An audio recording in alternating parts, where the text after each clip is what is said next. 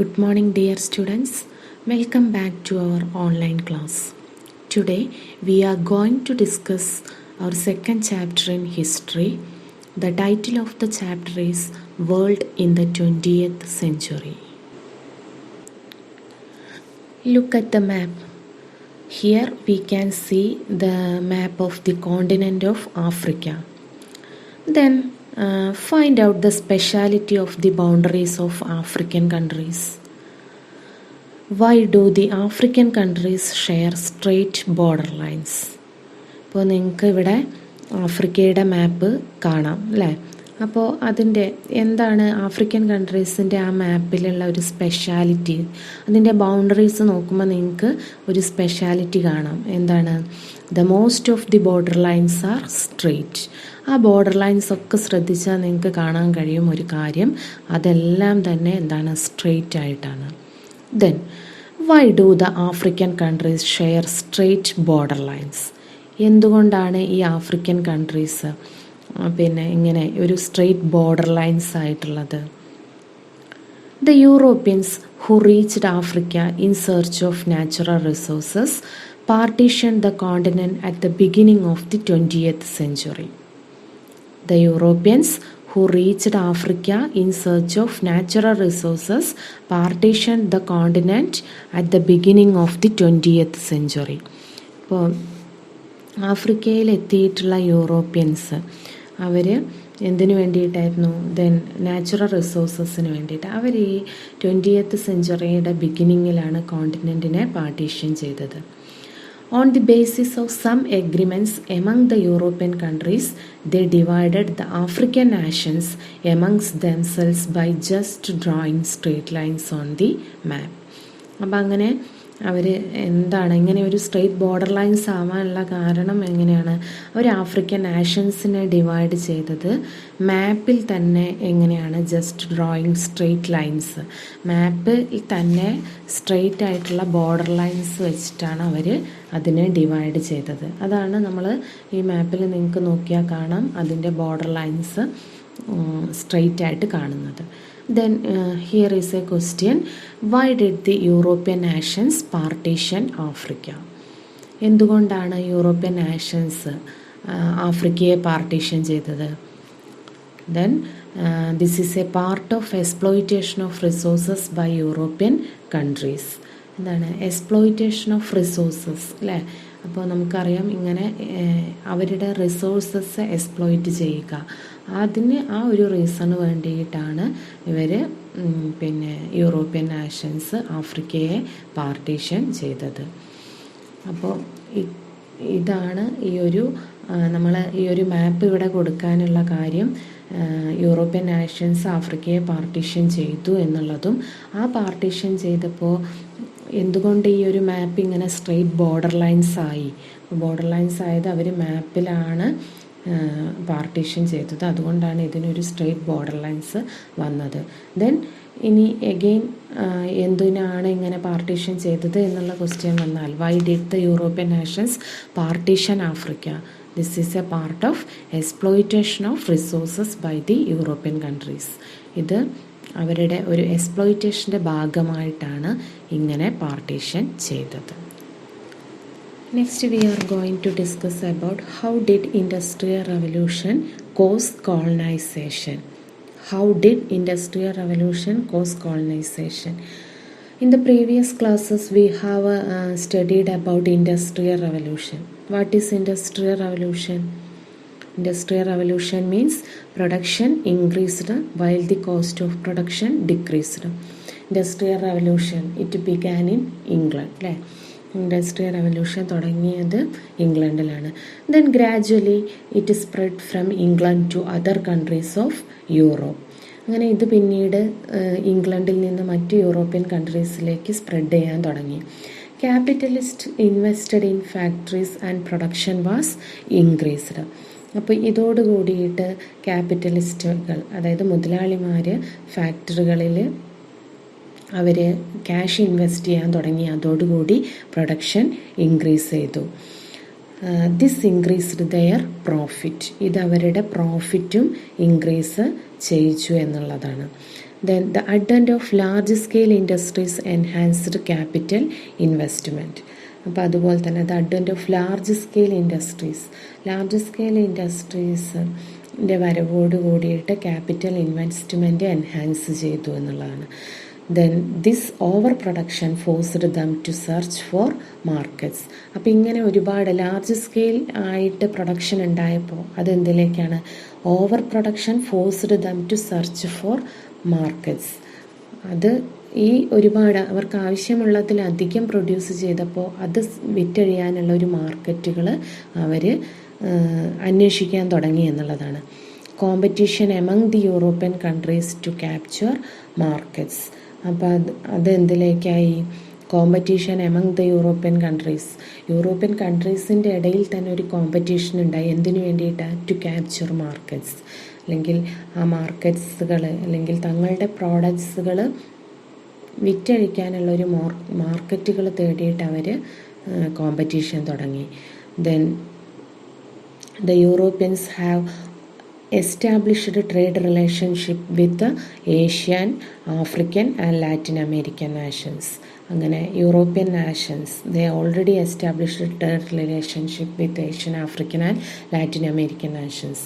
അപ്പോൾ നമുക്ക് ഓൾറെഡി അറിയാം Asian, African and Latin American നാഷൻസുമായിട്ട് ഇവർക്ക് ട്രേഡ് റിലേഷൻസ് ഉണ്ടായിരുന്നു എന്നുള്ളത്. ദെൻ using political power and military forces the European countries economically exploited these nations. Later they became the colonies of European countries. This process is called colonization.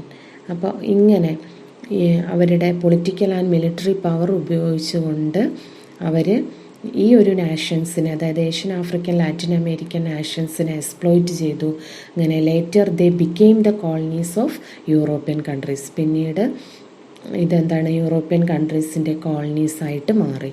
This process is called colonisation. ഈ ഒരു പ്രോസസ്സാണ് colonisation എന്ന പേരിൽ അറിയപ്പെടുന്നത്.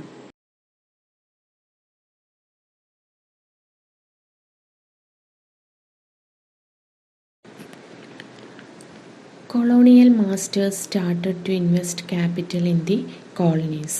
Many factors that induced them to do so. ഇപ്പോൾ colonization തുടങ്ങിയെന്ന് പറഞ്ഞു അല്ലേ? അതിനുശേഷം colonial masters started to invest capital in the colonies. ഈ കോളനീസിൽ കൊളോണിയൽ മാസ്റ്റേഴ്സ് ക്യാപിറ്റൽ ഇൻവെസ്റ്റ് ചെയ്യാൻ തുടങ്ങി. ദെൻ എന്തൊക്കെ ഫാക്ടേഴ്സ് ആയിരുന്നു ഇങ്ങനെ ക്യാപിറ്റൽ ഇൻവെസ്റ്റ് ചെയ്യാൻ വേണ്ടി അവരെ പ്രോംപ്റ്റ് ചെയ്തത്? First one, cheap labour. Then the another one is availability of raw materials, and the last one is low cost involved in manufacturing and selling goods in colonies. അപ്പോൾ എന്തൊക്കെയായിരുന്നു factors? First one, cheap labour, വളരെ കുറഞ്ഞ കൂലി മാത്രം കൊടുത്താൽ മതി എന്നുള്ളത്. Then availability of raw materials, അതുപോലെ തന്നെ എന്താണോ പ്രൊഡ്യൂസ് ചെയ്യാനുള്ളത് ആ റോ മെറ്റീരിയൽസ് എവിടെ കിട്ടും? കോളനികളിൽ തന്നെ കിട്ടും എന്നുള്ളത്. Then low cost involved in manufacturing and selling goods in colonies, അതുപോലെ തന്നെ കോളനീസിൽ സാധനങ്ങൾ ഉണ്ടാക്കുന്നതിനും അതുപോലെ തന്നെ സെല്ല് ചെയ്യുന്നതിനും വളരെ കുറഞ്ഞ കോസ്റ്റ് മാത്രമേ ഉണ്ടായിരുന്നുള്ളൂ. അപ്പോൾ ഈ ഒരു 3 ഫാക്ടേഴ്സാണ് the colonial masters started to invest capital in the colonies. Next we are discussing about what is imperialism. Imperialism means the distinctive phase of flow of finance capital to colonies is known as imperialism. Imposing a nation's political, economic and cultural dominance on another nation is a fundamental feature of imperialism. അപ്പോൾ imperialism എന്താണെന്നുള്ളത്? The distinctive phase of flow of finance capital to colonies is known as imperialism. നമ്മൾ പറഞ്ഞു colonial masters കോളനികളിൽ അവരുടെ capital or മണി അവിടെ invest ചെയ്തു എന്ന് പറഞ്ഞു. അപ്പോൾ ഈ ഒരു ഫിനാൻസിൻ്റെ ആ ഒരു ഫ്ലോ തന്നെയാണ്, കോളനികളിലേക്കുള്ള ആ ഒരു ഫിനാൻസിൻ്റെ ഫ്ലോയെയാണ് നമ്മൾ എന്ത് പറയുന്നത്? ഇമ്പീരിയലിസം. ഇനി അതിൻ്റെ ഒരു യുണീക്ക് ഫീച്ചർ എന്ന് പറയുന്നത് imposing a nations political economic and cultural dominance on another nation is A fundamental feature of imperialism. അപ്പോൾ ഒരു നാഷൻ്റെ മേൽ അത് political economic and cultural dominance അല്ലേ, ഒരു നാഷൻ മറ്റൊരു നാഷൻ്റെ മേൽ അവരുടെ എല്ലാ തരത്തിലുള്ള, അത് പൊളിറ്റിക്കലായിക്കോട്ടെ എക്കണോമിക്കലായിക്കോട്ടെ കൾച്ചറലായിക്കോട്ടെ, ആ ഡോമിനൻസ് ഇമ്പോസ് ചെയ്യുന്നതാണ് ഇമ്പീരിയലിസത്തിൻ്റെ ഒരു ഫണ്ടമെൻ്റൽ ഫീച്ചർ എന്ന് പറയുന്നത്. Next we are discussing about how does imperialism differ from colonisation. Colonization means the European countries economically exploited the nations that they had already established trade relation. Imperialism എങ്ങനെയാണ് ഇത് രണ്ടും തമ്മിൽ different ആയിരിക്കുന്നതെന്നാണ് നമുക്ക് നോക്കാം. Colonisation, the European countries economically exploited the Asian, African and Latin American nations and they had already established trade relations. European countries എന്താണ് അവർ economically exploit ചെയ്തിട്ടുണ്ട് പിന്നെ ഈ Asian African and Latin American കൺട്രീസിന്. പിന്നെ രണ്ടാമത്തെ നോക്കൂ, they imposed their dominance using legal system, administrative measures, military force etcetera. ഇനി അവരുടെ ഡോമിനൻസ് എങ്ങനെയൊക്കെ ഇമ്പോസ് ചെയ്തത്, അത് legal, administrative and military measures ഉപയോഗിച്ചിട്ടാണ് അവരുടെ ഡോമിനൻസ് ഇമ്പോസ് ചെയ്തത്. They considered colonies as the source of raw materials and market for their industrial products. പിന്നെ അവർ ഈ കോളനീസിനെ എല്ലാം തന്നെ കണ്ടിട്ടുള്ളത് അവരുടെ റോ മെറ്റീരിയൽസിൻ്റെ അല്ലെങ്കിൽ അതിൻ്റെ ഒരു സോഴ്സായിട്ടും അതുപോലെ തന്നെ അവരുണ്ടാക്കുന്ന പ്രോഡക്ട്സുകൾ സെല്ല് ചെയ്യാനുള്ള ഒരു മാർക്കറ്റായിട്ടാണ്. ഇതാണ് കോളനൈസേഷൻ്റെ ഫീച്ചേഴ്സ്. ദെൻ എന്നാൽ ഇമ്പീരിയലിസം എന്താണ്, flow of finance capital to colonies. Imperialism എന്ന് പറയുമ്പോൾ അതെങ്ങനെയാണ്, flow of finance capital to colonies. ആ ഒരു ഫിനാൻസിൻ്റെ ഫ്ലോ തന്നെയാണ് ഇങ്ങോട്ട് കോളനീസിലേക്ക്. ഇനി imposing a nations political economic and cultural dominance. എന്നാൽ ഇമ്പീരിയലിസം എങ്ങനെയാണ്, ഒരു നാഷൻ അവരുടെ political economic and cultural dominance impose ചെയ്യുന്നു. ദെൻ മൂന്നാമത്തത് എന്താണ്, colonial masters started to invest capital in the colonies. Colonial masters our കോളനീസിൽ capital invest ചെയ്യാൻ വേണ്ടി ചെയ്യുകയാണ് ഉണ്ടായത് ഇമ്പീരിയലിസത്തിൽ. ഇതാണ് രണ്ടും തമ്മിലുള്ള difference. Next we are discussing about how did imperialism affect the colonies. How did imperialism affect the colonies? First one, traditional economic system of the colonies was destroyed.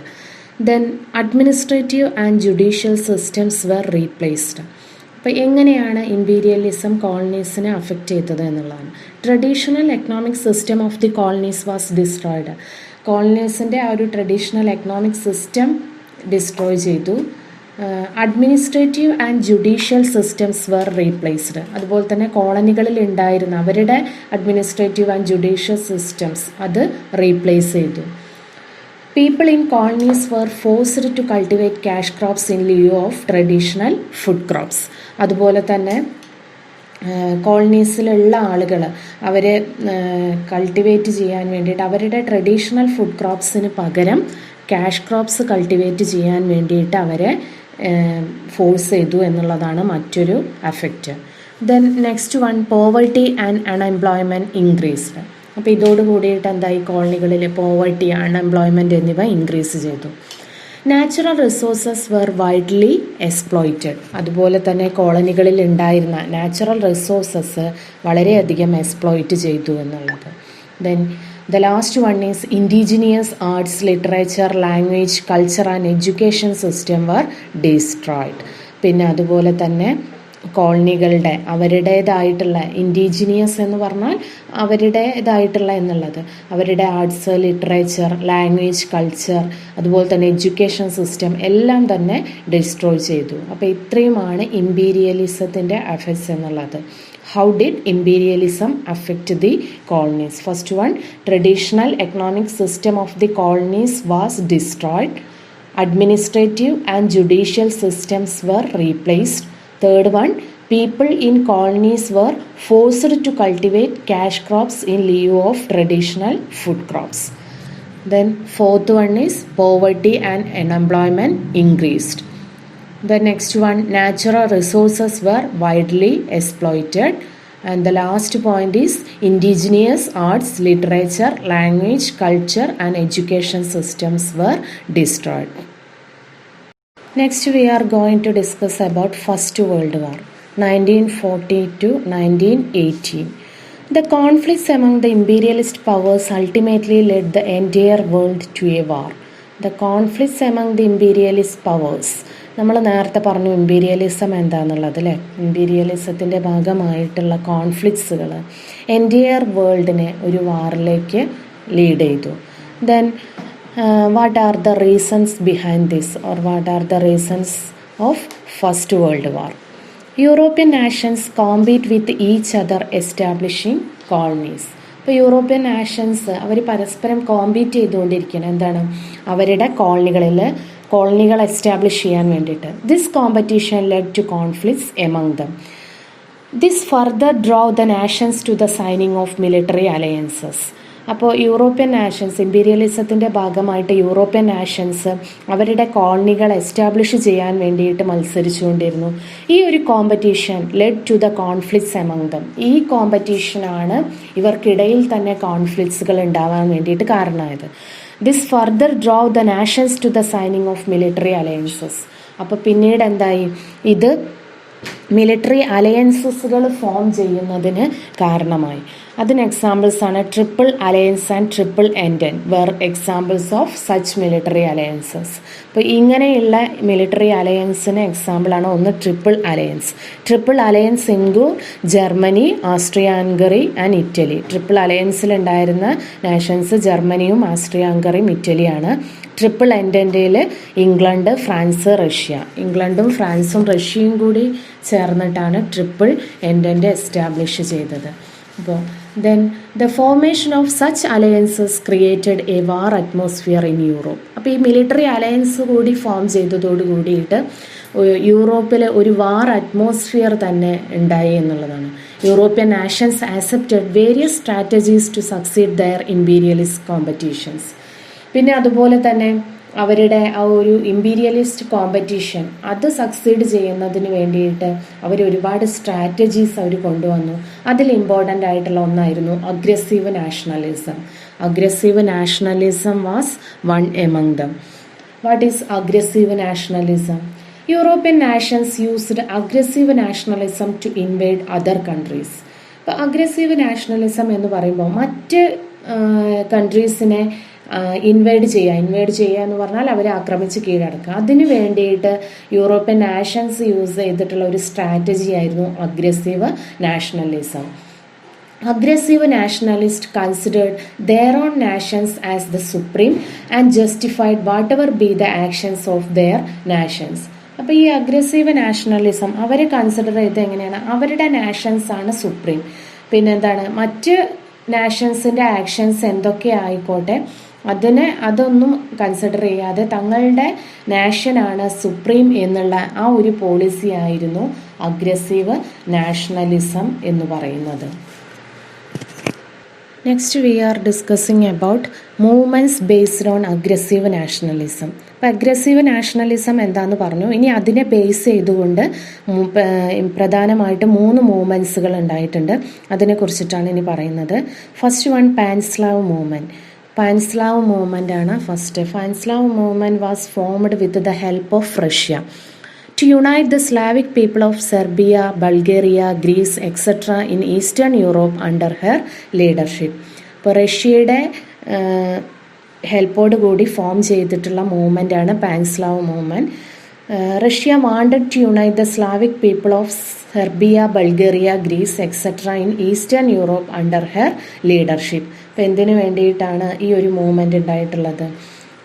Serbia, Bulgaria, ഗ്രീസ് എന്നിവിടങ്ങളിലെ Slavic വംശത്തിൽപ്പെട്ട ആളുകളെ unite ചെയ്യിക്കുക എന്നുള്ളതിന് വേണ്ടിയിട്ട് കൊണ്ടുവന്നിട്ടുള്ള മൂവ്മെൻ്റാണ് Pan Slav movement.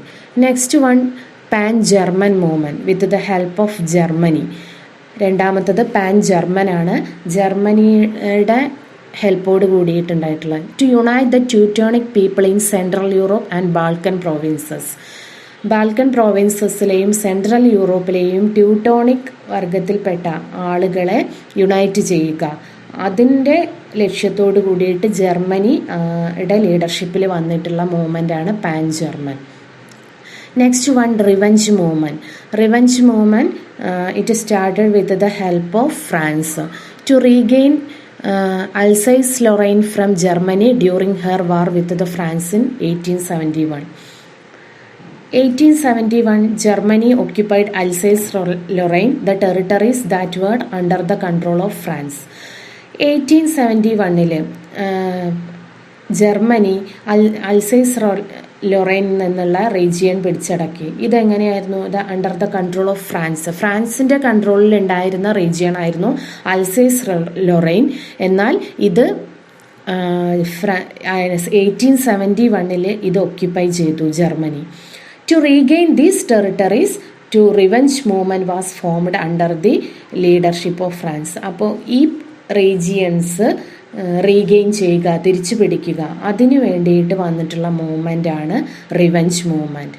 അപ്പോൾ ഈ അഗ്രസീവ് നാഷണലിസം അതിനെ ബേസ് ചെയ്തുകൊണ്ടുണ്ടായിട്ടുള്ള 3 ഇമ്പോർട്ടൻ്റ് ആയിട്ടുള്ള മൂവ്മെൻറ്റുകളാണ് Pan Slav, Pan German, revenge movement. Pan Slav movement under the with the leadership of Russia, Pan German, Germany, Revenge Movement, France. Next we are going to discuss about imperialist crisis. What is imperialist crisis? Imperialist rivalry drove the European countries into several crises, among which the Moroccan crisis and the Balkan crisis are considered to be important. അപ്പോൾ നമ്മൾ പറഞ്ഞു imperialism എന്നുള്ളതിൽ ആ imperialist rivalry European കൺട്രീസിൽ ഒരുപാട് crisis ഇടയാക്കിയിട്ടുണ്ട്. ഈ ക്രൈസിസിൽ 2 എണ്ണമാണ് important ആയിട്ട് പറയുന്നത്. അതിലൊന്ന് മൊറോക്കൻ ക്രൈസിസും മറ്റൊന്ന് ബാൽക്കൻ ക്രൈസിസുമാണ്. അപ്പോൾ നമുക്ക് നോക്കാം എന്താണ് മൊറോക്കൻ ക്രൈസിസ് എന്നുള്ളത്. A secret treaty was signed between Britain and France in 1904. ബ്രിട്ടനും ഫ്രാൻസും തമ്മിൽ 1904 ഒരു സീക്രട്ട് ട്രീറ്റി സൈൻ ചെയ്തു. According to this Britain recognised the claim of France over Morocco. അപ്പോൾ ഈ ഒരു ട്രീറ്റി പ്രകാരം, ഈ ഒരു secret treaty, according to this treaty Britain recognised the claim of France over Morocco. മൊറോക്കോയുടെ മേലെ ഫ്രാൻസിൻ്റെ ആ ഒരു ഡോമിനൻസ് ബ്രിട്ടൻ റെക്കഗ്നൈസ് ചെയ്തു. It was opposed by Germany. France agreed to transfer a part of French Congo to Germany. Germany agreed to concede Morocco to France in return. അപ്പോൾ Moroccan crisis എന്ന് പറഞ്ഞാൽ Morocco എന്നുള്ള റീജിയണിൻ്റെ മേലുണ്ടായിട്ടുള്ള ഒരു crisis ആണ്. അപ്പോൾ ഈ ഒരു മൊറോക്കോയുടെ മേലുള്ള ഫ്രാൻസിൻ്റെ ഡോമിനൻസ് ബ്രിട്ടൻ റെക്കഗ്നൈസ് ചെയ്യുകയും the French claim over Morocco was opposed by Germany. അപ്പോൾ എന്താണ് ഈ ഒരു ഫ്രാൻസിൻ്റെ മൊറോക്കോയുടെ മേലുള്ള ഡോമിനൻസ് ജർമ്മനി ഒപ്പോസ് ചെയ്യുകയും and the Germany send battle ships to the Moroccan port. അങ്ങനെ മൊറോക്കൻ പോർട്ടിലേക്ക് ജർമ്മനി ബാറ്റിൽ ഷിപ്സ് സെൻഡ് ചെയ്തു. അഗഡീർ മൊറോക്കൻ പോർട്ടായിരുന്നു Agadir. Then France agreed to transfer a part of French Congo to Germany and Germany agreed to concede Morocco to France in return. അപ്പോൾ അവർ ഈ ഒരു problem solve ചെയ്തത് എങ്ങനെയാണെന്ന് വെച്ചാൽ French കോങ്കോയുടെ ഒരു ഭാഗം ട്രാൻസ്ഫർ ചെയ്ത് കൊടുക്കാം, ജർമ്മനിക്ക് ട്രാൻസ്ഫർ ചെയ്ത് കൊടുക്കാം എന്നുള്ളതും, അങ്ങനെ തിരിച്ചപ്പോൾ എന്ത് വേണം, to concede Morocco to France in return, തിരിച്ചവർക്ക് മൊറോക്കോ തിരിച്ച് റിട്ടേൺ കൊടുക്കുക എന്നുള്ളത്. Thus the problem was solved temporarily, however their rivalry continued. അപ്പോൾ അങ്ങനെ തിരിച്ചു കൊടുത്തുകൊണ്ട് ആ ഒരു പ്രോബ്ലം അവിടെ സോൾവ് ചെയ്തെങ്കിലും അവർ തമ്മിലുള്ള ഒരു റൈവൽറി കണ്ടിന്യൂ ചെയ്യുകയാണ് ഉണ്ടായത്. അപ്പോൾ ഇതാണ് മൊറോക്കൻ ക്രൈസിസ് എന്നുള്ളത്. അത് മൊറോക്കൻ റീജിയണിൻ്റെ മേലുണ്ടായിട്ടുള്ള ഒരു പ്രശ്നം. അപ്പോൾ ഇങ്ങനെയുള്ള പ്രോബ്ലം ഉണ്ടാവാനുള്ള കാരണം എന്താണ്? ഈ ഇമ്പീരിയലിസം തന്നെയാണ്, രാജ്യങ്ങൾക്കിടയിലുള്ള ഇമ്പീരിയസ് റൈവൽറി. ഇനി അതുപോലെ തന്നെ അടുത്തത് ബാൾക്കൻ ക്രൈസിസ് ആണ്. ബാൾക്കൻ ഏരിയാസിൻ്റെ മേലുണ്ടായിട്ടുള്ള ഒരു ക്രൈസിസ് ആണ്. Balkan region was a part of the Ottoman empire. Ottoman എംപയറിൻ്റെ പാർട്ടായിരുന്നു ഏത്? Balkan region.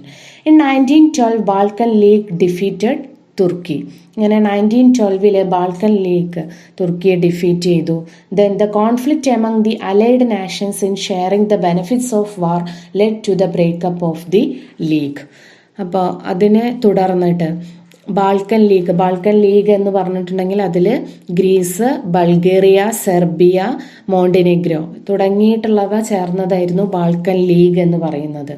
അപ്പം 1912 ഈ ബാൾക്കൻ ലീഗ് തുർക്കിയെ ഡിഫീറ്റ് ചെയ്യുകയും, പക്ഷേ തുർക്കിയെ ഡിഫീറ്റ് ചെയ്തു.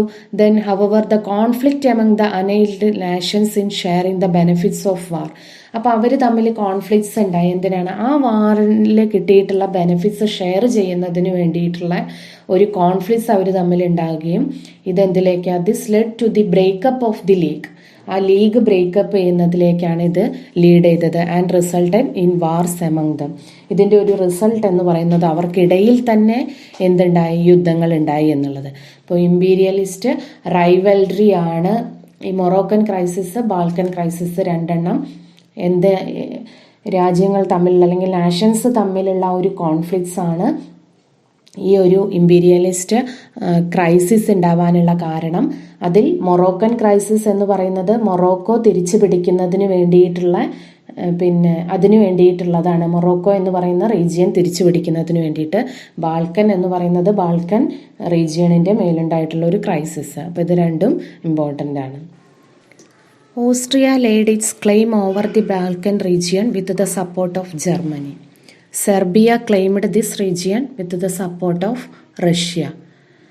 ഓസ്ട്രിയ ബാൾക്കൻ റീജിയനിൽ അവരുടെ ക്ലെയിം അല്ലെങ്കിൽ അത് സപ്പോർട്ട് ചെയ്തത് ജർമ്മനിയുടെ സപ്പോർട്ടോട് കൂടിയിട്ടാണ്. എന്നാൽ Serbia claimed this region with the support of Russia. എന്നാൽ സെർബിയ ആരുടെയാണ്? റഷ്യയുടെ സപ്പോർട്ടോട് കൂടിയിട്ടാണ് ഈ ഒരു റീജിയനിൽ അവർ ക്ലെയിം ചെയ്തത്. During this time a Serbian youth Gavrilo Princip assassinated Francis Ferdinand, the heir to the throne of Austria, at the Bosnian capital Sarajevo in 1914. അപ്പോൾ ഇതേ ടൈമിൽ തന്നെ ഈ രണ്ട് റീജിയണിലെ അവരുടെ ക്ലെയിം ചെയ്യുന്നതിനോടൊപ്പം തന്നെ ഈ ഒരു സമയത്ത് തന്നെ സെർബിയൻ യൂത്ത് ആയിട്ടുള്ള Gavrilo Princip assassinated Francis Ferdinand, the heir to the throne of Austria. ഓസ്ട്രിയയിലെ അടുത്ത രാജാവാകാൻ പോകുന്ന അല്ലെങ്കിൽ അടുത്ത കിരീടാവകാശിയായിരുന്ന ഫ്രാൻസിസ് ഫെർഡിനാൻഡിനെ അദ്ദേഹത്തെ അസാസിനേറ്റ് ചെയ്തു. സെർബിയയിലെ ഗാവ്ലോ പ്രിൻസപ്പാണ് അസാസിനേറ്റ് ചെയ്തത്. അത് ബോസ്നിയയുടെ ക്യാപിറ്റലായിരുന്ന സാരജെവോയിൽ വെച്ചിട്ട് ജൂൺ 1914 അദ്ദേഹം അസാസിനേറ്റ് ചെയ്തത്. Austria held Serbia responsible for it and declared war on Serbia on 28 July 1914. അപ്പോൾ ഈ ഒരു അസാസിനേഷൻ ഇതിൻ്റെ റെസ്പോൺസിബിലിറ്റി മുഴുവൻ തന്നെ സെർബിയയ്ക്കാണ് എന്നുള്ളത് പറഞ്ഞുകൊണ്ട് സെർബിയയ്ക്കെതിരെ 28 ജൂലൈ 1914 യുദ്ധം പ്രഖ്യാപിച്ചു. The allied nations rushed to help their allies. Almost all the nations of the world directly or indirectly were involved in it. അപ്പോൾ ഈ ഒരു വാറിൽ ഏകദേശം എല്ലാ നാഷൻസും ഡയറക്റ്റ് ആയിട്ടും ഇൻഡയറക്റ്റ് ആയിട്ടും പാർട്ടിസിപ്പേറ്റ് ചെയ്തു. ഇതിനെയാണ് എന്ത് പറയുന്നത്? This war is known as the first world war. ഈ ഒരു വാറാണ് ഫസ്റ്റ് വേൾഡ് വാർ എന്നുള്ള പേരിൽ അറിയപ്പെടുന്നത്. Next we are discussing about the impacts of first world war or aftermath of the war. Impacts. What was the impact of First World War? The First World War ended in 1918. First world വാർ 1914 തുടങ്ങി 1918 first world വാർ അവസാനിച്ചത്. അപ്പോൾ ഒരുപാട് impacts first world വാർ കഴിഞ്ഞപ്പോൾ അത് ഒരുപാട് impacts ഉണ്ടാക്കിയിരുന്നു. എന്തൊക്കെയാണത്? Over 10 million people lost their lives or were injured the war. ഏകദേശം 10 million people അവർക്ക് അവരുടെ ജീവൻ നഷ്ടപ്പെടുകയും ഒരുപാട് പേര് മുറിവേൽക്കുകയും ചെയ്തു. Economic dominance of Europe diminished. അതുപോലെ തന്നെ യൂറോപ്പിൻ്റെ എക്കണോമിക് ഡോമിനൻസ്, അവരുടെ ആ ഒരു എക്കണോമിക് ഡോമിനൻസ് എന്ന് പറഞ്ഞാൽ അവരുടെ സാമ്പത്തിക മേധാവിത്വം അത് തകരുന്നതിന് കാരണമായി. Poverty, unemployment and inflation increase. അതുപോലെ തന്നെ പോവർട്ടി, അൺഎംപ്ലോയ്മെൻറ്റ്, ഇൻഫ്ലേഷൻ എന്നിവ ഇൻക്രീസ് ചെയ്തു. Liberation movements in Asia and Africa strengthened. ഏഷ്യയിലെയും ആഫ്രിക്കയിലെയും ലിബറേഷൻ മൂവ്മെൻറ്റ്സ്, ലിബറേഷൻ എന്ന് പറഞ്ഞാൽ അവരുടെ ഫ്രീഡത്തിന് വേണ്ടിയിട്ടുള്ള മൂവ്മെൻറ്റ്സുകൾ സ്ട്രെങ്തൻ ചെയ്തു. This was the impacts of first world war. That's all for today. As usual, I am going to give an assignment for you. The question is, how did imperialism affect the colonies? Once again, how did imperialism affect the colonies? അപ്പോൾ നിങ്ങൾ question ഇതാണ്, എങ്ങനെയാണ് how did imperialism affect the colonies, imperialism എങ്ങനെയാണ് കോളനീസിനെ affect ചെയ്തത്. ഇപ്പോൾ question എഴുതുക, എന്നിട്ട് തിരിച്ച് സെൻഡ് ചെയ്യാം. Okay, see you for the next section.